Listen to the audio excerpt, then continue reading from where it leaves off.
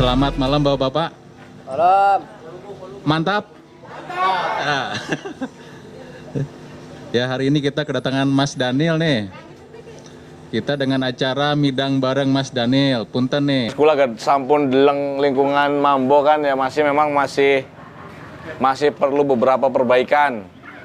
Kini mah kita jaluk doa baik, umbar pemilihan bupati beres, lancar, kula kepilih mungkin kula beresin nih Gigi. Amin. Soalnya Ari Pasar Mambo kan legenda, ya. Pengen kita cilik bakal pengen jajanan ya. Luruin di Pasar Mambo. Pengen dagang rumba, pengen tuku gonjing, pengen tuku pokoknya tuku segala-gala macam panganan kan anak kabeh di Pasar Mambo. Cuman karena sekarang ya mungkin karena kondisi yang meketan, mudah-mudahan mungkin diperbaiki, kula perbaiki, diperbagus malih. Karena fasilitas-fasilitas kayak wau ka ana sing ngomong kamar mandi beli berfungsi je. Ya. Kamar mandi terus ya macam-macam segala macamnya lah. Kula sih seniki mah jaluk doa mawon. Mudah-mudahan kula kepilih, mungkin kula beresi bareng-bareng. Ya. Kepengennya masyarakat pripun, kepengennya paguyuban pedagang Pasar Mambo pripun. Umbar Pasar Mambo iki jadi urip maning. Sing bengene legenda pasar jajanan kuliner. Mudah-mudahan ke depan bisa bisa tumbuh berkembang malih. Engko unggal tahun tegawe festival Pasar Mambo. Ya, umbar apa arane? Umbar ada daya tarik kuliner apa kok dikumpulkan nih festival Pasar Mambo. Pemilihan Bapak untuk menjadi calon bupati, Pak. Ini kan saat sekarang kan musim pandemi, Pak, musim penyakit. Kan tentunya bukan hanya warga Indramayu aja yang terkena dampaknya.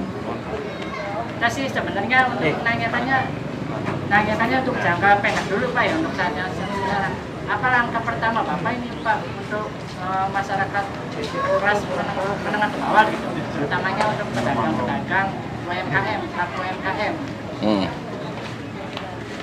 Nah, maksudnya mau menangani ini nih Pak, dampak pandemi untuk pelaku UMKM, khususnya untuk pedagang Pasar Mambo. Kena imbasnya duduk uang Pasar Mambo bae ya.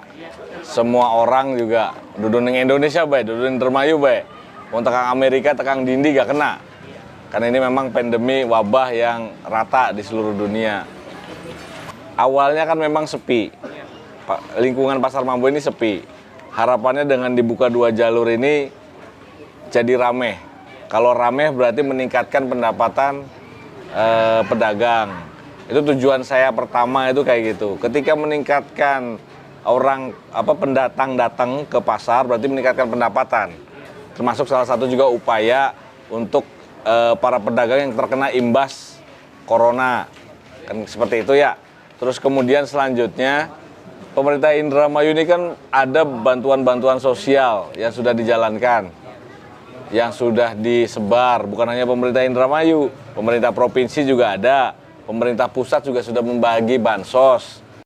Mungkin Pak Udin ini mengharapkan kalau bisa diupayakan, biarpun dalam artian kalau kayak kita kan Pasar Mambo kan induknya kita ke Diskoperindak dulu Pak. Iya. Ya, dari Diskoperindak nggak tahu kemana, cuma kan karena ada hal-hal begitu, jadi kan, wah itu dapat, ini enggak gitu. Jadi mungkin kalau bisa diupayakan dalam artian para pedagang di sini minimalnya untuk modal, Pak.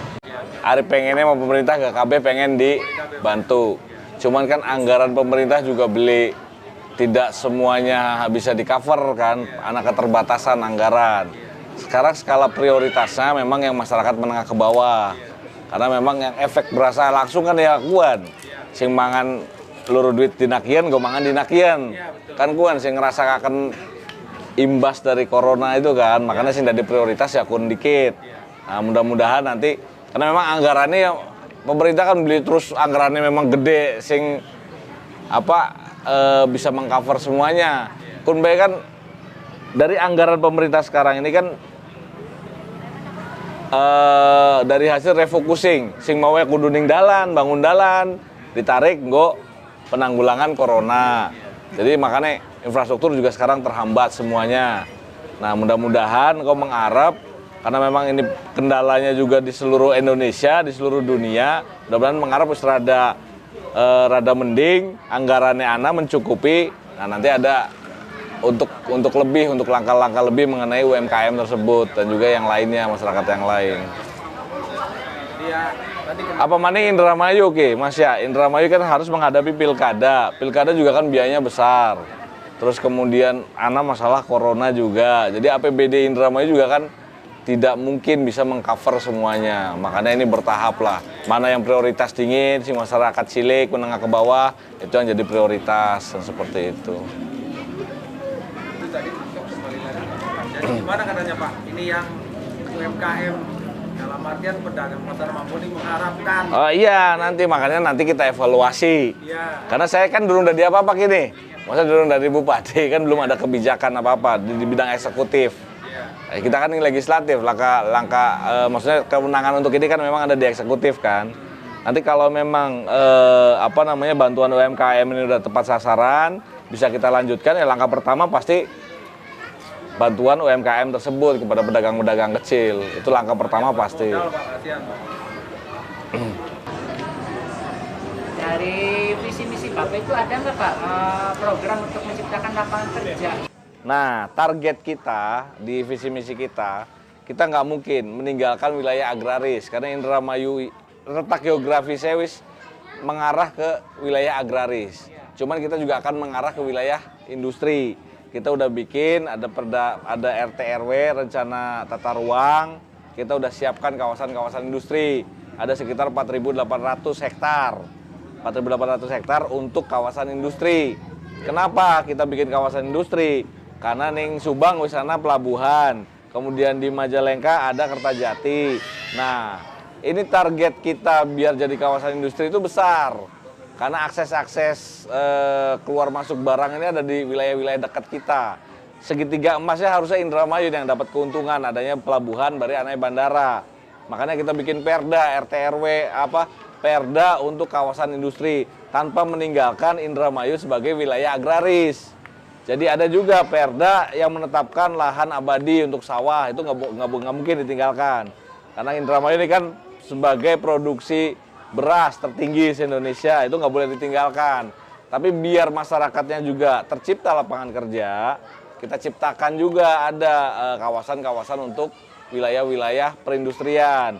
Insya Allah nanti 2021 juga ada petrokimia, itu investasi masuk ke sini, Indramayu ada sekitar 100 triliun. Kemudian nanti ada di wilayah Pantura juga saya coba masukin karena kebetulan Menteri Perindustriannya juga kan teman dekat saya. Kita udah nyoba masukkan untuk kawasan-kawasan industri biar masuk ke sini. Jadi itu adalah target-target kita. Nah, tinggal sekarang masyarakatnya juga mempersiapkan diri. Karena nggak mungkin untuk tenaga kerja skill ini kan pasti perusahaan juga nggak mungkin menerima asal-asalan. Nah, nanti kita persiapkan melalui dibikin BLK. Balai latihan kerjanya nanti kita persiapkan, diperbanyak. Jadi ketika petrokimia beroperasi, kemudian industri-industri yang lain masuk, wah bocah-bocah Omega siap kerja. Aja mengkenen, maksudnya kita pengen kerja, kita pengen oleh pegawaian, kita pengen dibuka lapangan pekerjaan, tapi kita tidak mempersiapkan diri, konon tidak. Ya kan keder pemerintah daerah juga, kita udah nge-push, udah dorong-dorong, tapi sementara angkatan kerja kitanya tidak berusaha untuk mempersiapkan diri ketika ada persaingan-persaingan di wilayah seperti itu.